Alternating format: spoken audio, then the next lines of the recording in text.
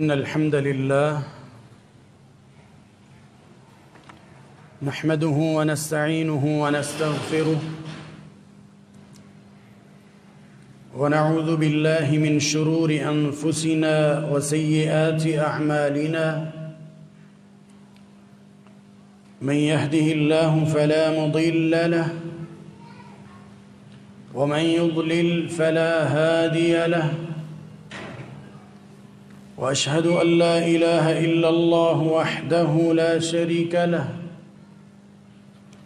وأن محمدًا عبد الله ورسوله أما بعد فإن أحسن الحديث كتاب الله وخير الهدي هدي محمد صلى الله عليه وسلم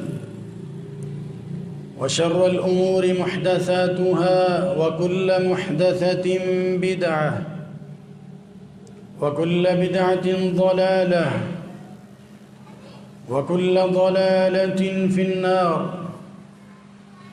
اللهم صل على محمد وعلى آل محمد كما صليت على إبراهيم وعلى آل إبراهيم إنك حميد مجيد. اللهم بارك على محمد وعلى آل محمد كما باركت على إبراهيم وعلى آل إبراهيم إنك حميد مجيد. يا أيها الذين آمنوا اتقوا الله حق تقاته ولا تموتن إلا وأنتم مسلمون. يا أيها الناس اتقوا ربكم الذي خلقكم من نفس واحدة وخلق منها زوجها وبث منهما رجالا كثيرا ونساء واتقوا الله الذي تساءلون به والأرحام إن الله كان عليكم رقيبا. يا أيها الذين آمنوا اتقوا الله وقولوا قولا سديدا يصلح لكم أعمالكم ويغفر لكم ذنوبكم ومن يطع الله ورسوله فقد فاز فوزا عظيما. أما بعد فقال سبحانه في محكم التنزيل: أعوذ بالله من الشيطان الرجيم. بسم الله الرحمن الرحيم. وإن تبتم فهو خير لكم. وقال صلى الله عليه وآله وسلم: خيركم من تعلم القرآن وعلمه. صدق الله العظيم وصدق رسوله النبي الكريم الأمين صلى الله عليه وسلم تسليما كثيرا. سامعین مکرم، اللہ رب العزت کا لاکھ لاکھ شکر ہے کہ اس ذات کبریا نے دنیا کائنات کی بہترین جگہوں میں سے ایک خوبصورت اور بہترین جگہ پر خالصتاً اپنے سامنے جھکنے کے لیے حاضر ہونے کی توفیق نصیب فرمائی. رب ذوالجلال بار بار ہمیں حاضر ہوتے رہنے کی توفیق عطا فرمائے. درود و سلام، صلوات و تسلیم سید الرسل، سید الاولین والآخرین، سید المؤمنین والمتقین، سیدنا محمد رسول اللہ صلی اللہ تعالی علیہ وآلہ وصحبہ وبارک وسلم کی ذات گرامی پر، جو ہمارے لیے اسوہ کامل اور اسوہ حسنہ بن کر تشریف لائے. رب ذوالجلال اس عظیم پیغمبر کی صورت اور سیرت کو اپنانے والا بنا دے. سامعین و حاضرین، دنیا کی زندگی میں آپ مشاہدہ کر لیجئے، زندگی گزارتے ہوئے ہر شخص اور ہر فرد دوڑ لگانا چاہتا ہے، کچھ بننا چاہتا ہے اور اپنے آپ کو منوانا چاہتا ہے، بلکہ یوں کہہ لیجئے سادہ الفاظ میں کہ ایک شخص کو اگر آپ غور سے دیکھیں، اس کی زندگی پر غور کریں، اس کے طور اور اطوار دیکھیں، اس کے جوش اور جذبے اور خواہشات کو دیکھیں، تو نتیجہ یہ سامنے آئے گا کہ وہ دوسروں سے آگے بڑھنا چاہتا ہے، بہتر بننا چاہتا ہے۔ اب یہ خواہش ہر شخص کی ہے کہ میں بہتر بن جاؤں، دوسروں سے آگے نکل جاؤں، تو کیا اس کا کوئی معیار بھی مقرر ہوا ہے کہ بہتر کون ہے، دوسروں سے اچھا کون ہے؟ کون ہے وہ شخص جس کو آگے بڑھنے والا تصور کیا جائے گا؟ کون ہے وہ شخص جس کو بہتر قرار دیا جائے گا؟ اگر میں اپنے معیار کو دیکھوں تو میرا معیار اور ہے، میرے نزدیک بہتر کوئی اور ہے۔ آپ میں سے ہر کسی کے نظریات اور تصورات کو جانچا جائے تو آپ کے نزدیک بہتر کوئی اور ہو سکتا ہے۔ تو سب سے بہتر بات یہ ہے کہ ہم اس اصول کو دیکھ لیتے ہیں جو قرآن مجید کی صورت میں اوپر سے نازل ہوا اور سید الاولین والآخرین جناب محمد الرسول اللہ صلی اللہ علیہ وآلہ وسلم نے جس شخص کو بہترین قرار دیا۔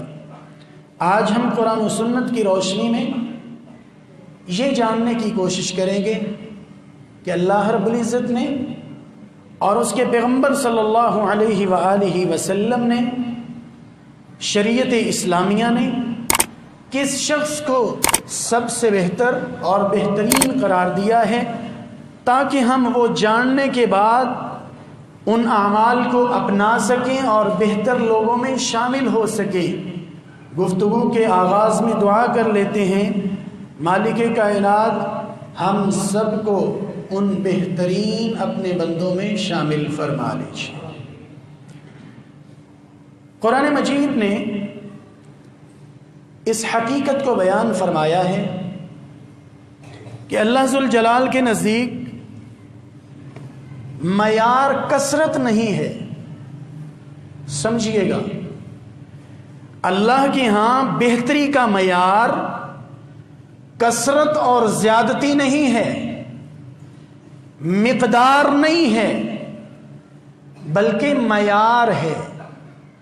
چیز زیادہ ہو، اعمال زیادہ ہوں، اس کی بجائے شریعت اس بات پہ زور دیتی ہے اور غور کرتی ہے کہ اعمال بہتر اور معیاری ہونے چاہیے۔ اور معیاری کون سے ہوں؟ جو قرآن کے مطابق ہوں گے اور سنت کے مطابق ہوں گے۔ اسی لیے قرآن مجید میں اللہ سبحانہ و تعالی نے انسان کی زندگی کے مقصد اور انسان کی تخلیق کی بات کو بیان کرتے ہوئے، موت اور زندگی کے وجود کے بارے میں بات کرتے ہوئے یوں فرمایا 29ویں پارے کے آخر میں، شروع میں، آغاز میں، سورۃ الملک، اعوذ باللہ من الشیطان الرجیم، تبارک الذی بیدہ الملک وہو علی کل شیء قدیر۔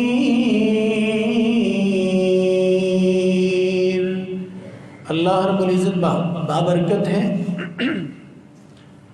وہ رب ذوالجلال برکتوں والا ہے۔ بیدہ الملک، جو سب کا بادشاہ ہے، پوری کائنات کا مالک ہے۔ وَهُوَ عَلَى كُلِّ شَيْءٍ قدیر، اور سب کچھ کرنے پہ قادر ہے۔ آگے کیا فرمایا؟ الَّذِي خَلَقَ الْمَوْتَ وَالْحَيَاةَ لِيَبْلُوَكُمْ أَيُّكُمْ أَحْسَنُ عَمَلًا وَهُوَ الْعَزِيزُ الْغَفُورُ۔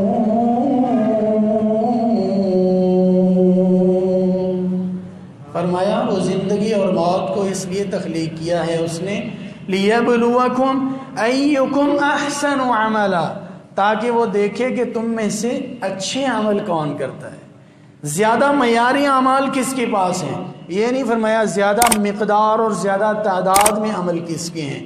معلوم ہوا کہ شریعت کی نظر، ہمارے دین کی نظر مقدار کی بجائے معیار کے اوپر زیادہ ہے۔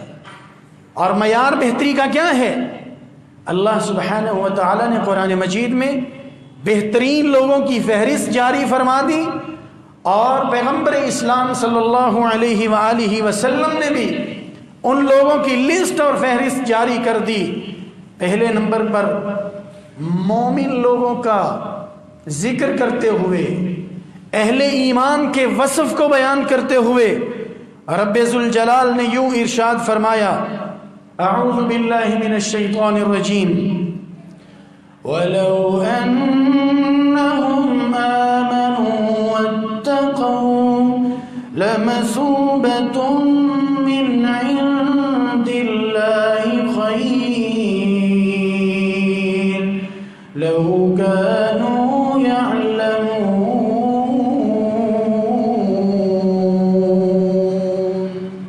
فرمایا اگر لوگ ایمان لے آئیں اور اپنے دل میں اللہ رب العزت کا خوف پیدا کر لیں، ایمان اور تقوی، اللہ کی ذات پہ یقین کو ایمان کہتے ہیں، اور اس کے جلال اور جبروت کو ماننا، اس کی قدر اور اکرام کو ماننا، اس کے جبار اور قہار ہونے کو ماننا، اس کے مختار کل ہونے کو ماننا، اس کو کہتے ہیں کہ اللہ ذوالجلال والاکرام کا ڈر اپنے دل میں بٹھا لیا ہے، تقوی اختیار کرنا۔ فرمایا جس کے دل میں ایمان آ جائے اور تقوی آ جائے، لَمَثُوبَةٌ مِّنْ عِندِ اللَّهِ خَيْرٌ، تو سب سے بہترین لوگ بن جائیں گے۔ اللہ ہمیں ایسے بہترین بنا دے۔ تو سب سے پہلی بات، اگر بہتر لوگوں میں ہم شمار کروانا چاہیں، ہم چاہتے ہیں کہ بہترین بن جائیں، تو اپنے دل میں اللہ کی ذات پہ ایمان اور اس کا تقوی اور اس کا ڈر پیدا کرنا ہوگا۔ اللہ ہمیں مومن بھی بنا دے اور متقی بھی بنا دے۔ دوسرے نمبر پر رب ذوالجلال نے اس حقیقت کو بیان فرمایا کہ اگر کوئی شخص بہترین بننا چاہتا ہے، اپنا شمار بہتر لوگوں میں کرنا چاہتا ہے، اہل خیر میں اپنا نام درج کروانا چاہتا ہے، تو پھر اس کے لیے یہ عمل اپنائے کہ جب بھی اس کو حاجت ہو، جب بھی اس کو ضرورت پڑے، زندگی گزارتے ہوئے کسی بھی پریشانی کا سامنا کرنا پڑے، فوراً رجوع کرے اللہ کی ذات کی طرف اور پیغمبر اسلام محمد الرسول اللہ صلی اللہ علیہ وآلہ وسلم کی بات کی طرف، جو فوراً اپنے اختلاف کے حل کے لیے اللہ کی طرف آ جاتا ہے اور پیغمبر اسلام کی طرف آ جاتا ہے، قرآن اور سنت کی طرف لپک آتا ہے۔ جیسا کہ یہ ہمارے ادارے کا نام کیا ہے؟ مرکز کتاب و سنت۔ سبحان اللہ، یہی ہے اس بات کا معنی اور اس آیت کا مفہوم۔ کتاب کی طرف آ جائیے اور سنت کی طرف پلٹ آئیے، تو اللہ سبحانہ و تعالی فرماتے ہیں ریوارڈ اور انعام یہ ملے گا کہ ہم آپ کو بہترین لوگوں میں شامل فرما دیں گے۔ چنانچہ 5ویں پارے میں اللہ رب العزت نے اس حقیقت کو یوں ذکر فرمایا، اعوذ باللہ من الشیطان الرجیم، فَإِن تَنَازَعْتُمْ فِي شَيْءٍ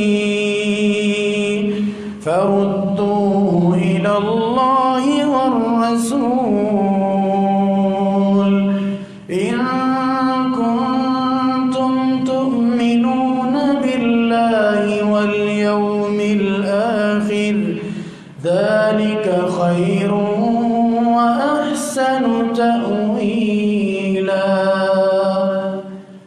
زندگی میں اگر ضرورت پڑے جھگڑا تو ہو ہی جاتا ہے، اختلاف تو ہو ہی جاتے ہیں، گھر ہو یا ادارہ ہو، بازار ہو یا کھیتی باڑی کے معاملات ہوں، کہیں پر بھی آپ کو رہنمائی چاہیے ہو، آپ کو کہیں سے بھی گائیڈنس کی ضرورت ہو، کسی طرف کا رخ نہ کریں، فَرُدُّهُ إِلَى اللَّهِ وَالرَّسُولِ، کھول لیجئے رب کا قرآن اور محمد الرسول اللہ صلی اللہ علیہ وآلہ وسلم کا فرمان، معاملات بھی حل ہو جائیں گے، تنازع بھی ختم ہو جائیں گے، اور آپ کو ہم بہترین لوگوں میں شامل بھی فرما لیں گے۔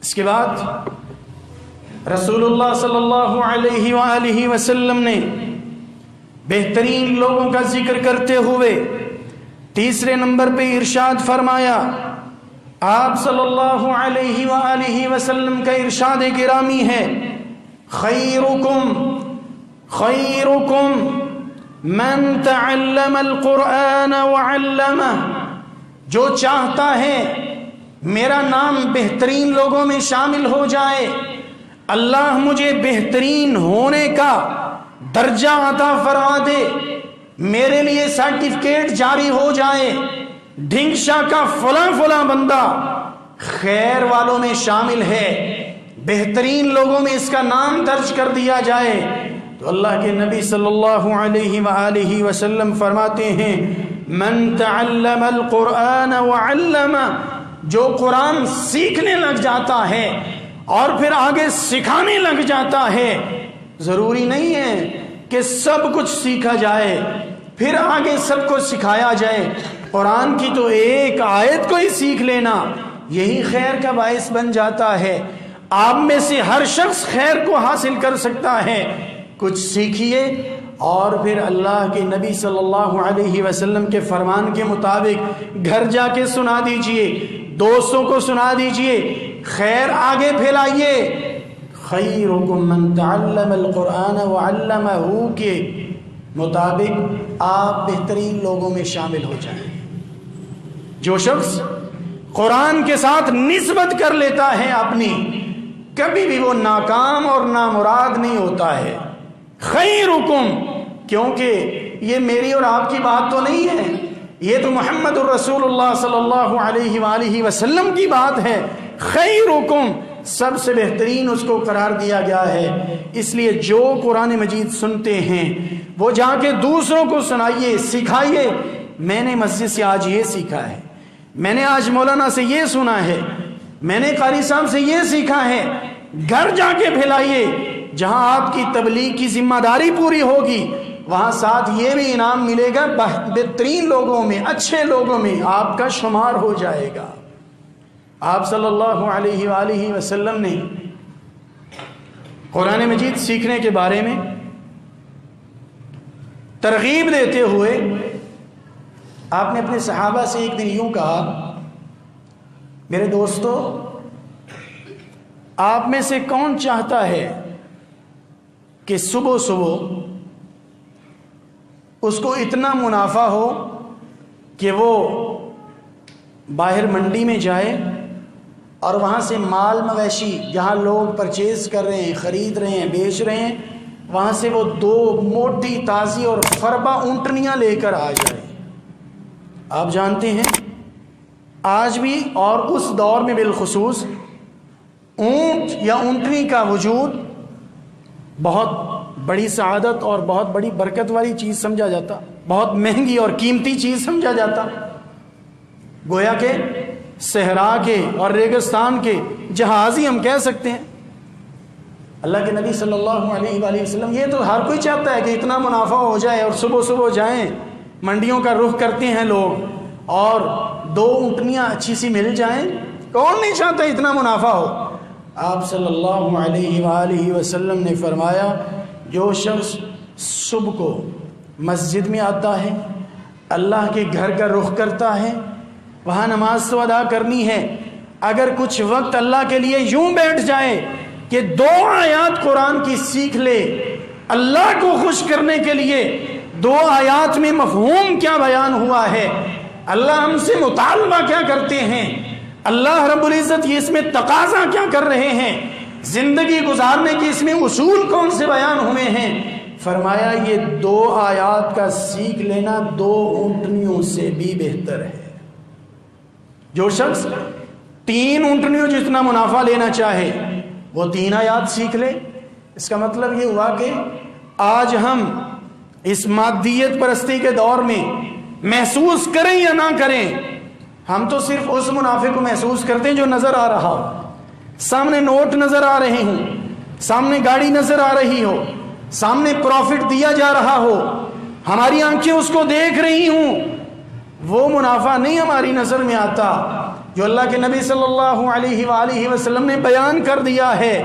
صرف نظر نہ آنے کی وجہ سے ہم اگنور کر رہے ہیں، وگرنہ ہمارے ایمان کا تقاضا ہے۔ یقین جانیں جو قرآن سے دن کا آغاز کرتا ہے 2 آیات ہی بھلے کیوں نہ صحیح، جو 2 آیات بھی سیکھ لیتا ہے، پڑھ لیتا ہے، سارا دن بھی برکتوں والا بن جاتا ہے اور اس کی زندگی میں بھی برکتیں آنے لگ جاتی ہیں، اس کو محسوس ہو یا نہ ہو۔ قرآن نے تو یہ اشارہ کر دیا ہے، قرآن مجید کے ساتھ ہی برکت ملتی ہے، زندگی میں خوشحالی آتی ہے۔ اللہ سے دعا ہے اللہ ہمیں قرآن کے ساتھ ناطہ قائم رکھنے والا بنا دے۔ چوتھا عمل، رسول اللہ صلی اللہ علیہ وآلہ وسلم نے آج جو مجلس جس میں آج ہم موجود ہیں، خطبہ جمعہ کی مجلس، 7 دن کے بعد کا اجتماع، اس کی برکت اور اہمیت کو بیان کرتے ہوئے قرآن مجید نے بیان کر دیا۔ اعوذ باللہ من الشیطان الرجیم، یا ایھا الذین آمنوا اذا نودی للصلاة من یوم الجمعہ فاسعوا الی ذکر اللہ وذروا البیع ذلکم خیر لکم ان کنتم تعلمون۔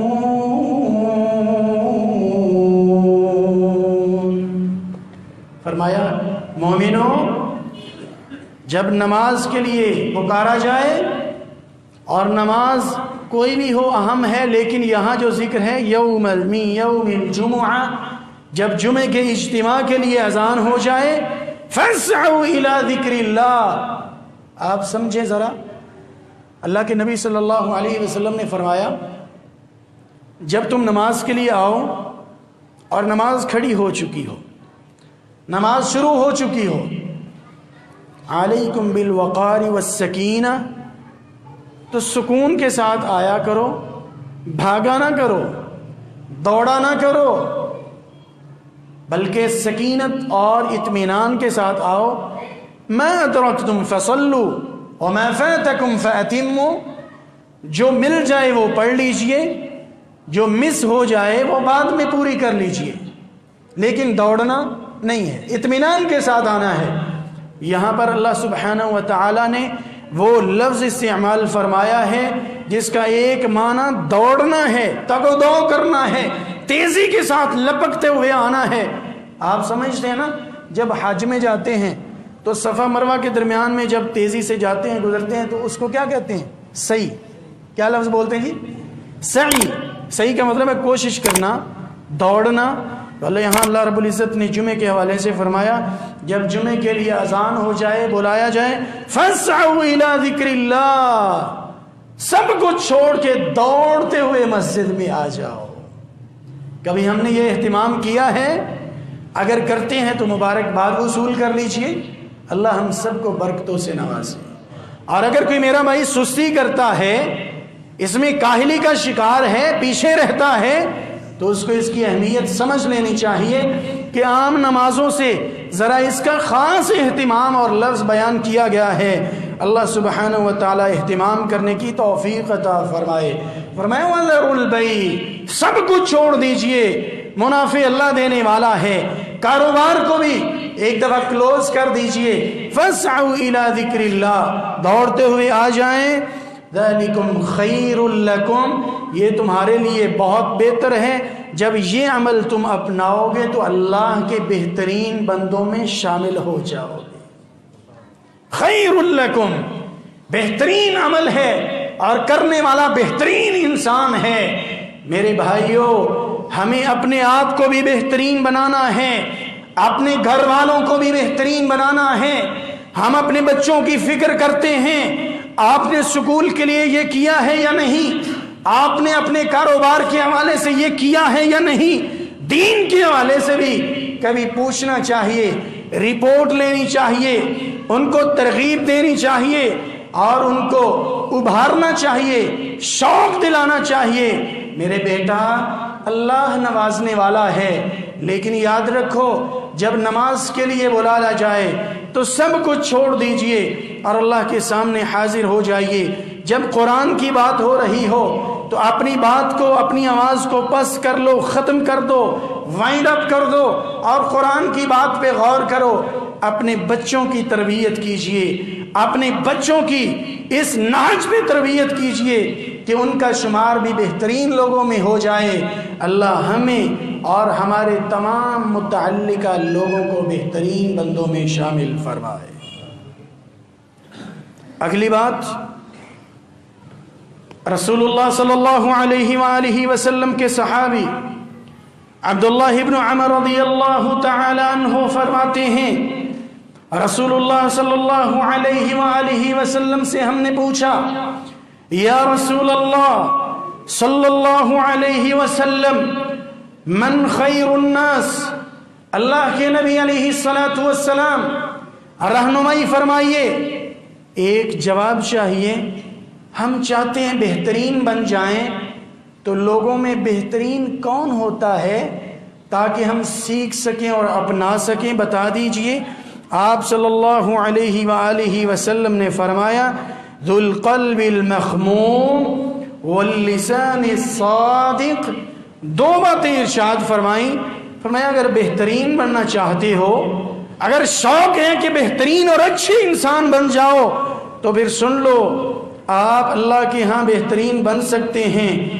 دل کو کینے، حسد، بغض اور بیماریوں سے پاک کر لو، نفرت سے دور کر لو اور زبان پہ سچائی لے آؤ۔ دل جب پاک ہو جائے گا، زبان سچی ہو جائے گی، تو ایسا شخص اللہ کے بہترین بندوں میں شامل ہو جائے گا۔ دل کو صاف کرنا ہے، دل کو پاکیزہ کرنا ہے، اور یہی تھا وہ نسخہ، یہی تھی وہ بات جو آپ صلی اللہ علیہ وسلم نے کامیابی کے لیے اپنے بیٹے انس رضی اللہ تعالی عنہ کو بتائی تھی۔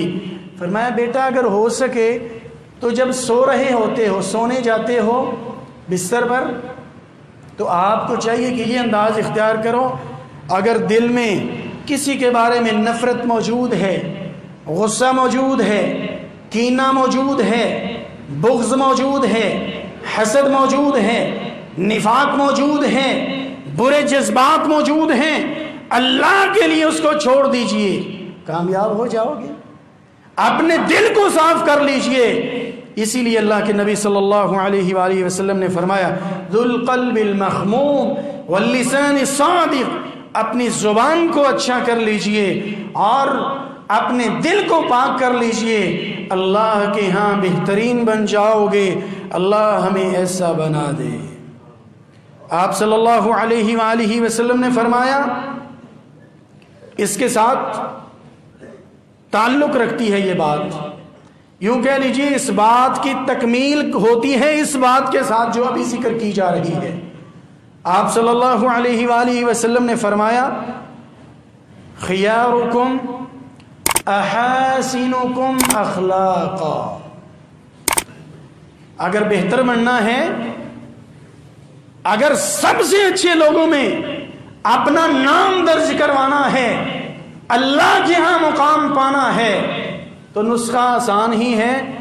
ٹھیک ہے، زیادہ نوافل کا اہتمام نہ ہو سکے تو کوئی بات نہیں، زیادہ بڑھ چڑھ کے نفلی صدقات اور نفلی روزے اور نفلی روزوں کا اہتمام اور نفلی نمازوں کا اہتمام، نفلی اعمال کا اہتمام نہ ہو سکے تو کوئی بات نہیں، فرائض کی پابندی کرنے کے ساتھ سن لیجئے، خیارکم احاسنکم اخلاقا، جو اپنی زبان کو اچھا کر لیتا ہے، اپنے اخلاق کو سنوار لیتا ہے، اللہ کے پیغمبر فرماتے ہیں بہترین بندوں میں اللہ اس کو شامل فرما دیتے ہیں۔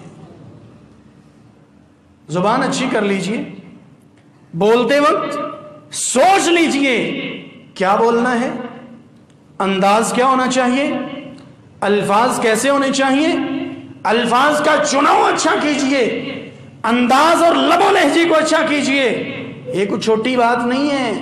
آپ صلی اللہ علیہ وآلہ وسلم نے دوسرے مقام پہ بیان فرمایا، ان من احبکم الی واقربکم منی مجلسا احاسنکم اخلاقا، قیامت کے دن سب سے زیادہ جو میرے محبوب ہوں گے، سب سے زیادہ جو میرے پیارے ہوں گے، سب سے زیادہ جن کی نشست اور مجلس میرے قریب ہوگی، جن کی جگہ میرے ساتھ ہوگی، وہ لوگ ہوں گے احاسنکم اخلاقا، جن کا بول اچھا ہوگا، جن کا اخلاق اچھا ہوگا، جن کی زندگی کا طرز زندگی اچھا ہوگا۔ اللہ ہم سب کو اپنے اخلاق کو سنوارنے کی توفیق عطا فرمائے۔ معاشرے میں آج المیہ ہے، عبادات کا اہتمام تو ایسا ہے کہ پہلی صف سے بھی کبھی پیچھے نہیں ہٹتا، پہلی تکبیر کو بھی پا لیتا ہے، 5 کی بجائے 6 نمازیں پڑھتا ہے، رات کو تنہائی میں بھی اٹھ کے اللہ کو پوچھتا اور پکارتا ہے، لیکن لوگ بچتے ہیں، لوگ دور جاتے ہیں، بھائی اس سے بات نہیں کرنی، اس کے ساتھ مخاطب نہیں ہونا، کیونکہ بات کر کے نقصان ہی ہوگا، دل ہی برا ہوگا، دل میں ہی جلن پیدا ہوگی، کیونکہ یہ اچھا بولتا ہی نہیں ہے۔ کیا فائدہ ایسی نماز کا، کیا فائدہ اس تہجد کا جو زبان میں مٹھاس پیدا نہ کر سکے۔ اللہ ہماری بولی میں مٹھاس پیدا فرما دے۔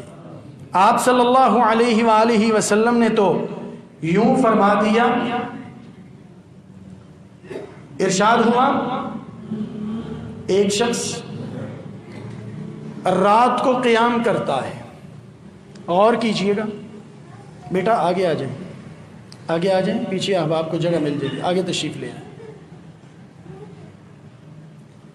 ایک شخص راتوں کو قیام کرتا ہے، اہتمام اس کا ہے، رات کو جاگتا ہے، اللہ کے سامنے کھڑا ہوتا ہے، اور دن کو اللہ کی توفیق کو ہمت کے ساتھ روزے کا اہتمام کرتا ہے، فرضی نہیں ہے، نفل کا اہتمام، عبادات میں اس قدر آگے ہے۔ اور دوسری طرف فرمایا ان المؤمن لیدرک بحسن خلقہ لیدرک بحسن خلقہ درجۃ قائم اللیل وصائم النہار، یہ رات کو قیام کر کے اور دن کو روزے رکھ کے جو درجہ حاصل کرتا ہے، ایک سادہ سا جو مومن ہے جو فرضی پڑھتا ہے، فرائض کے ساتھ ساتھ اپنے الفاظ اور انداز کو، اپنے گفتار کو، اپنی زبان کو، اپنے اخلاق کو سنوار لیتا ہے، اللہ یہی درجہ اس کو عطا فرما دیتے ہیں جو وہ قیام اور صیام کی وجہ سے حاصل کرتا۔ کتنی خوبصورت بات ہے۔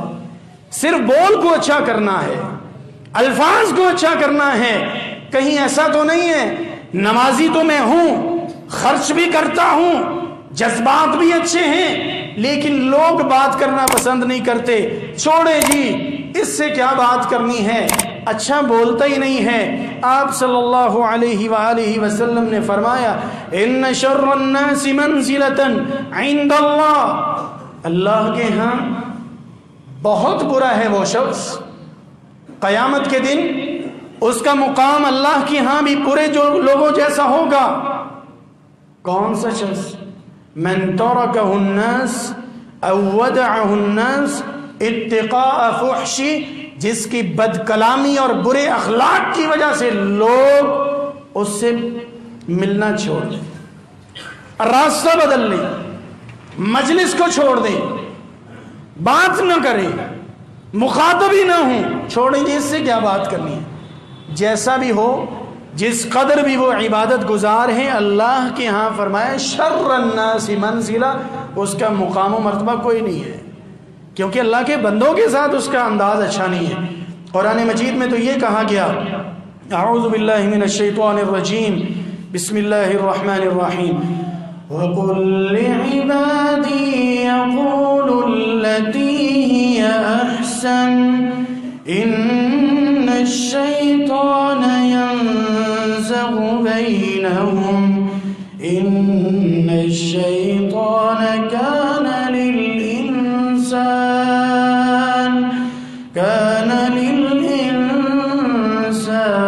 عَدُوًّا مُبِينًا۔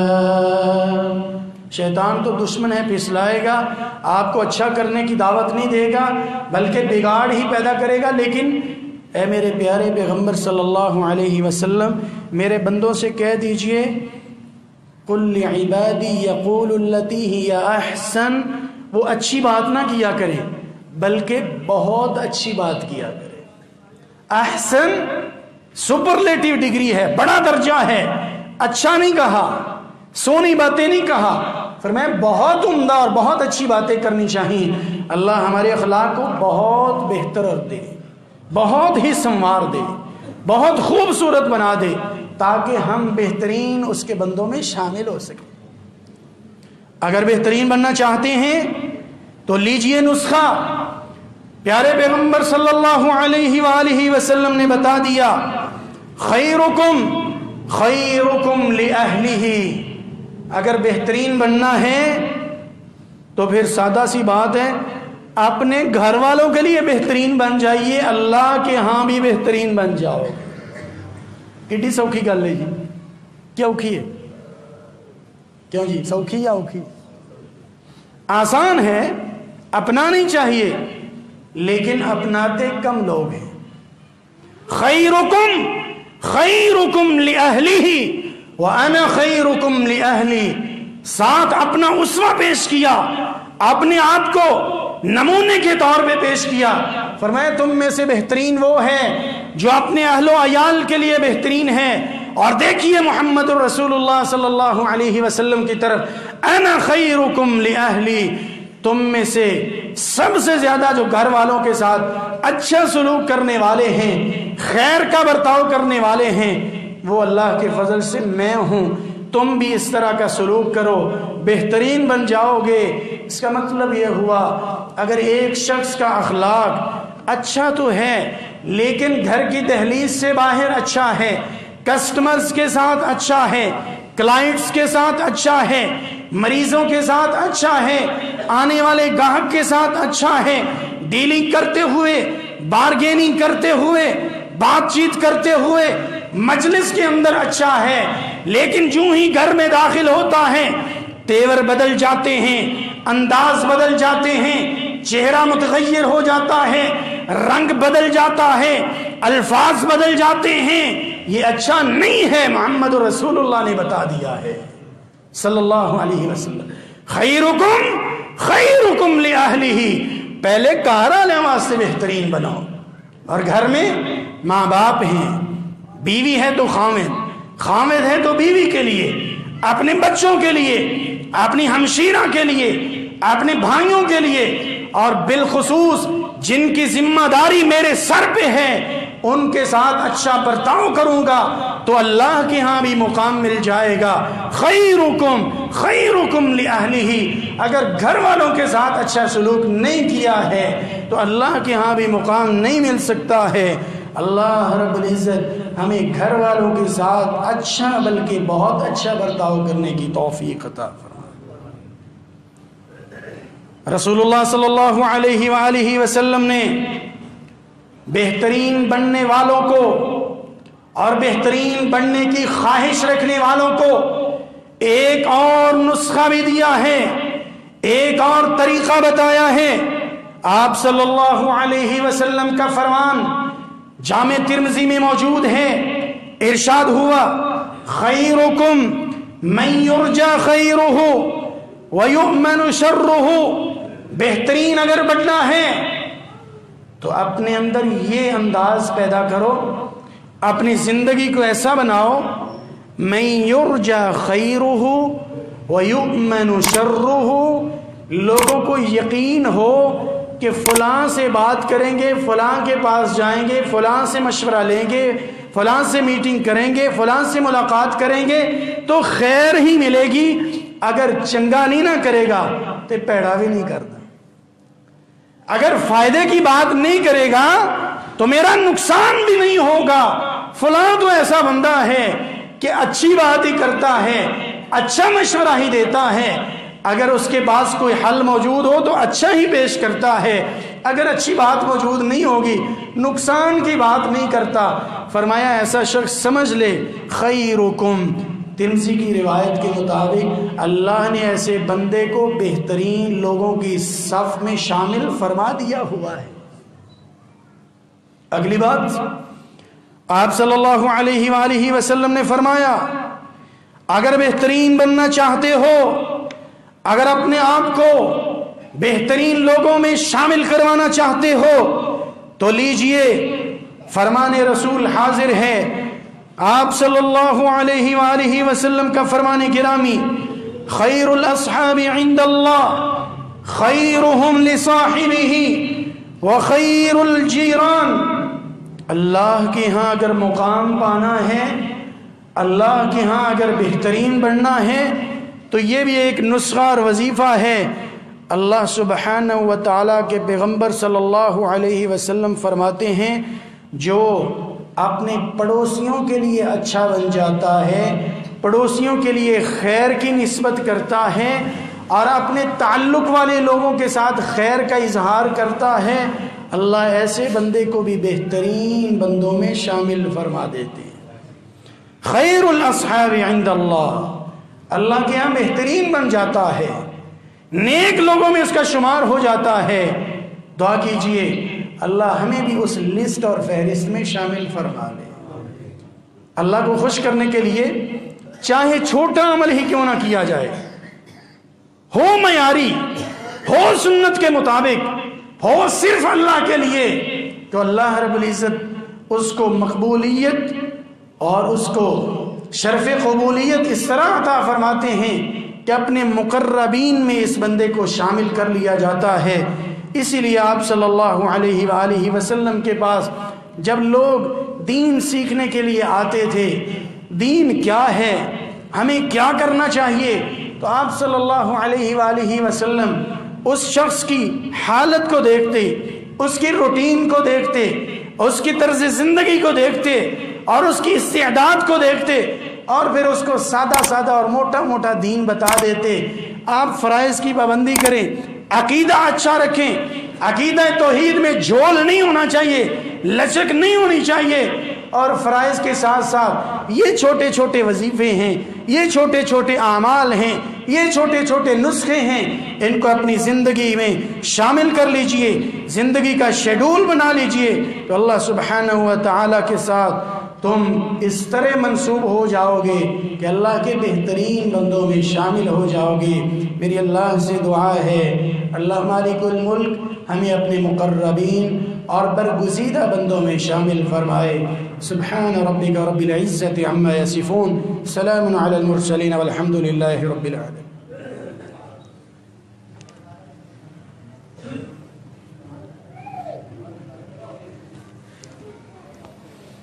إن الحمد لله نحمده ونستعينه ونستغفره ونعوذ بالله من شرور أنفسنا وسيئات أعمالنا، من يهده الله فلا مضل له ومن يضلل فلا هادي له، وأشهد أن لا إله إلا الله وحده لا شريك له، وأن محمدا عبد الله ورسوله صلوات الله وسلامه عليه وعلى آله وصحبه أجمعين۔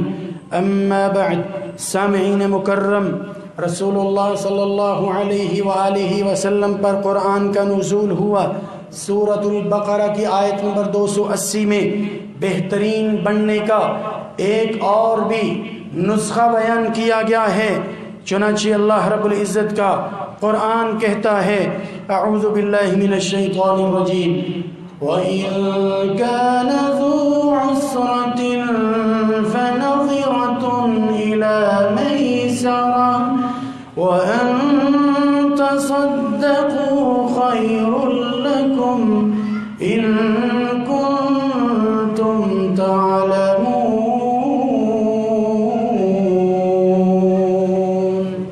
فرمایا جو شخص چاہتا ہے میں بہترین بن جاؤں تو پھر اللہ کے لیے خرچ کیا کرے اپنی حیثیت اور استعداد کے مطابق. جو اللہ کو خوش کرنے کے لیے صدقہ کرتا ہے، اللہ کو راضی کرنے کے لیے خرچ کرتا ہے، اللہ اس کو بہترین بندوں میں شامل فرما لیتے ہیں. اور صدقہ بہترین علاج بھی ہے. صدقہ جہاں نیکیوں کا باعث بنتا ہے وہاں علاج بھی ہے. آپ صلی اللہ علیہ وسلم نے فرمایا اپنے بیماروں کا علاج کیا کرو، اور طریقہ علاج میں بتا دیتا ہوں. فرمایا بالصدقہ، صدقے کے ذریعے کیا کرو، بیماریوں سے محفوظ ہو جاؤ گے. اگر بیماری آن پہنچی ہے تو اللہ شفا یاب فرما دیتی ہے، اگر نہیں پہنچی تو پھر اللہ اس سے دور فرما دیتے ہیں، محفوظ فرما دیتے ہیں. لیکن یہ تو ہوتا ہے نا کہ بیمار ہونے کے بعد ہزاروں نہیں لاکھوں بھی خرچ ہوں تو ہم کر دیتے ہیں. لیکن اگر کسی کو یہ طریقہ علاج بتایا جائے کہ اللہ کے لیے خرچ کر دیجئے، بیماری آنے سے پہلے ہی خرچ کر دیجئے، محفوظ ہو جائیں گے. اور اگر آزمائش میں گھر چکے ہیں تو پھر بھی اللہ کے لیے خرچ کیجئے، اللہ نے نوازا ہوا ہے. تو یہ کرنے کے لیے بہت کم لوگ تیار ہوتے ہیں. آپ صلی اللہ علیہ وسلم نے فرمایا دعوا مرضاکم بالصدقہ، آپ نے مریضوں کا علاج کرو صدقے کے ذریعے. اللہ ہمیں ایسا طریقہ علاج اپنانے کی توفیق عطا فرمائے. اللہ کے لیے خرچ کیجئے. آپ صلی اللہ علیہ وآلہ وسلم نے اس حقیقت کو بھی اس وقت بیان کر دیا تھا کہ زیادہ خرچ کرنے والا ہی اللہ کے ہاں مقرر نہیں ہوتا. ٹھیک ہے، بڑا مقام ہے، اللہ نے جتنی حیثیت دی ہے، جتنا خرچ کرنے کی توفیق دی ہے کرنا چاہیے. لیکن کبھی اس وجہ سے پیچھے نہ ہٹا کرو لو جی ہن 10 روپئے اللہ واسطے، شرم آئے گی. لو جی اللہ کے لیے اب 1 کھجور دیں، اللہ کے لیے اب کسی کو اس لیے کھانا سادہ سبزی کے ساتھ کھانا کھلائیں. نہیں، دعوت تو اچھی ہوتی ہے نا. آپ صلی اللہ علیہ وسلم نے حوصلہ افزائی کرتے ہوئے اس صحابی کو تھپکی دی، شاباش دی، اجر کے لیے دعا کی. جب سب نے چندہ دیا اور صدقہ دیا اور اللہ کے لیے خرچ کیا، اور اس نے اچھے جذبات کے ساتھ، کچھ بھی پاس نہیں ہے، رات کو کسی کے پاس مزدوری کی اور صبح کو جو مزدوری میں کھجوریں ملتی ہیں لا کے پیش کر دیتا. اللہ کے نبی بس یہی ہے، حصہ ڈال لیجئے. اس ڈھیر کے اوپر بکھیر دی جاتی ہیں، پھیلا دی جاتی ہیں. کوئی بات نہیں، کلو کھجوریں ہی ہیں، لیکن اخلاص اتنا ہے، جذبہ اتنا ہے، جتنا اجر سارے ڈھیر والوں کو ملا ہے اللہ تمہیں سارے اکیلے کو عطا فرما دے. اللہ تو یہ دیکھتے ہیں اس نے کتنا اچھا کیا ہے، اس کا عمل معیاری کتنا ہے، اور کیا کس کے لیے ہے، سنت کے مطابق ہے یا نہیں. یہ نہیں دیکھا جائے گا زیادہ مقدار میں ہے یا نہیں، زیادہ تعداد میں ہے یا نہیں، اس کی مقدار کتنی ہے، کوانٹٹی نہیں، اللہ کے یہاں کوالٹی دیکھی جاتی ہے. اللہ سبحانہ و تعالی ہمیں سب سے اچھے اعمال کرتے رہنے کی توفیق عطا فرمائے، اور خالصتاً اللہ کی رضا کے لیے کرنے کی توفیق عطا فرمائے، اور سنت کے مطابق زندگی گزارنے کی توفیق عطا فرمائے. الہ العالمین ہم سب کو معاف فرما، ہمارے گناہ معاف فرما، ہماری غلطیوں سے صرف نظر فرما، ہمارے بیماروں کو شفاء کاملہ عاجلہ عطا فرما. ہمارے مکرم قاری عتیق الرحمن صاحب حفظہ اللہ جو اس ممبر و محراب کی زینت ہیں، ان کے والد گرامی قاری رحمت الہی صاحب حفظہ اللہ جو کہ کافی دنوں سے بیمار ہیں، آپریشن الحمدللہ کامیاب ہوا ہے. دعا کیجئے اللہ ہمارے بزرگوں کو شفاء کاملہ عطا فرمائے. جتنے مسلمان بھی بیمار ہیں اللہ ان سب کو شفاء کاملہ عاجلہ عطا فرمائے. محترم جناب سلیم بٹی صاحب اللہ ان کی والدہ ماجدہ کو صحت اور ایمان والی لمبی زندگی عطا فرمائے. الہ العالمین ہمارے فوت شدگان کی مغفرت فرما. جتنے مسلمان اہل توحید تیرے پاس پہنچ چکے ہیں ان کو معاف فرما، اور جنت الفردوس میں اعلیٰ مقام عطا فرما. بے روزگاروں کو اچھا روزگار عطا فرما، ہماری رزق کے حلال میں برکت نازل فرما. الہ العالمین ہمارے ماں باپ کو معاف فرما، ہمارے عزیز و اقارب کو معاف فرما، ہمارے اساتذہ کرام کو معاف فرما. اللہ ہماری اولادوں کو نیک بنا، ہماری اولادوں کی اصلاح فرما. الہ العالمین جو بے اولاد ہیں ان کو نیک نرینہ صالحہ اولاد سے نواز دے، اور جنہیں اولاد سے نواز رکھا ہے انہیں اپنی اور ان کی تابع فرما بنا. ہماری دنیا بھی بہتر بنا، ہماری آخرت بھی بہتر بنا۔ جو تیرے گھر کو آباد کرتے ہیں اللہ ان کے گھروں کو شاد فرما، ان کے چہروں کو منور فرما۔ جو احباب قریب یا دور سے مرکز کی آبادی کے لیے آتے ہیں یا حصہ ڈالتے ہیں، کسی بھی انداز میں اچھے مشورے دے کر یا صدقہ کی صورت میں، چندے کی صورت میں، مالی امداد کر کے یا مشاورت میں شریک ہو کر، مولا کریم جو دعائیں کرتے ہیں اس کی آبادی کے لیے، اللہ ان کے گھروں کو بھی آباد فرما، ان کو بھی جزائے خیر عطا فرما۔ مولا کریم ہماری دنیا بھی بہتر بنا، ہماری آخرت بھی بہتر بنا۔ سبحان ربک رب العزت عما یصفون، سلام علی المرسلین والحمد للہ۔